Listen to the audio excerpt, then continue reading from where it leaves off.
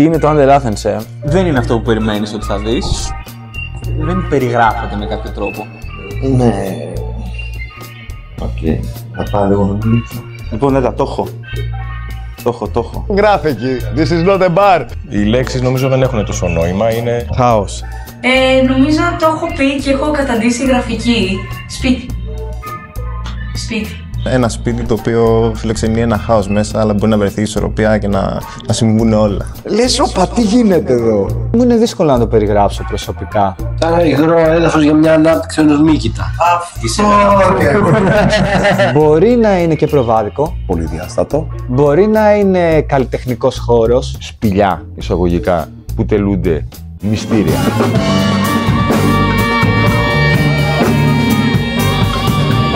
Μπορεί να είναι ένας χώρος για live. Το θέμα είναι ότι μπορεί να είναι όλα αυτά, αλλά αν πεις ότι είναι ένα μόνο από αυτά, νομίζω έχεις χάσει το νόημα. Φτάνει, αυτό ή θες κι άλλο? Τι είναι το Under Athens? Θα πω ελευθερία, καύλα και μέλλον. Μήτρα, θα πω.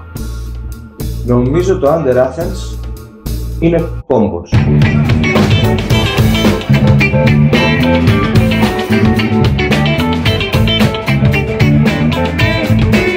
Το Under Athens είναι ένα φυσικό φάρμακο κόντρα στην καθημερινότητα. Την ζωή είναι ένα σχολείο και εδώ πέρα μέσα είναι το διάλειμμα. Με μία λέξη θα περιέγραφα το Under Athens ως θαλπορή. Θαλπορή είναι, είναι κάτι το μητρικό, γενικά γονεϊκό. Είναι αυτό που σου επιτρέπει να υπάρξεις, απλούστατα να υπάρξεις. Δηλαδή πριν μιλήσουμε καν για δημιουργία, πρέπει να αρχίσεις να νιώθεις άνετα με την ίδια σου την ύπαρξη κάπου. Να νιώθεις ότι έχεις ένα δυναμικό, ότι στέκεσαι καλά στα πόδια σου, μπορείς να πατήσεις για να μπορέσεις και να εκφραστείς. Αυτό που αντίκρισα και που έζησα ερχόμενος ξεπέρασε κατά πολύ τις προσδοκίες μου. Δεν είναι ένα μαγαζί. Είναι ένας χώρος ο οποίος στεγάζει τέχνη.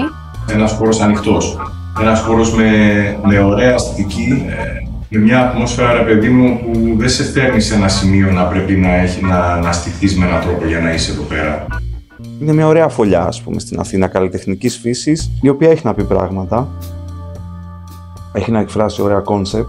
Και είναι ένας χώρος που με όλο αυτό το παιχνίδι σε προσκαλεί στο να συγκεντρωθείς και να απορροφηθείς και να μέσα στη μουσική. Η επικοινωνία σίγουρα έχει κάτι κυκλικό, κάτι που κινείται, κάτι που μπορεί να δώσει ροή ή μη. Να πάει ένα σκάλο σε κάπου, σε μια πέτρα, κάτω από μια πέτρα, κάτω από το ηχείο, κάτω από τον ενισχύτη, πίσω από το πιάνο, πάνω εκεί στο κούφωμα. Δεν είναι ένα τυποποιημένο μαγαζί που θα ακούσω τα ίδια πράγματα, θα περάσω το ίδιο, θα είναι η ίδια ατμόσφαιρα. Κάθε φορά εδώ είναι διαφορετική. Θα δω διαφορετικούς ανθρώπους, θα ακούσω διαφορετικές μουσικές, θα έχω διαφορετικά συναισθήματα, θα είναι διαφορετική στον ίδιο χώρο. Και είναι και ένας χώρος ο οποίος δίνει και πολλές ευκαιρίες σε κόσμο να εκφραστεί όπως θέλει ο καθένας.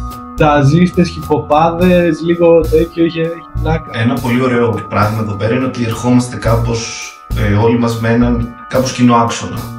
Μου είχε φανεί πολύ οικείο συγκριτικά με αυτό που κάναμε στα Χανιά στο στούντιο. Ωραία. Μπορούμε και στην Αθήνα.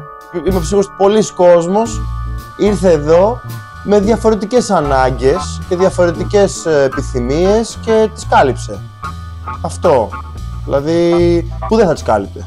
Έρχονται εδώ και ψάχνουν αυτή την αγκαλιά, τύπου ένα χώρο να με νιώσουν οι υπόλοιποι. Πέρα από τη μουσική δηλαδή υπάρχει ένα ωραίο κοινωνικό φαινόμενο εδώ μέσα.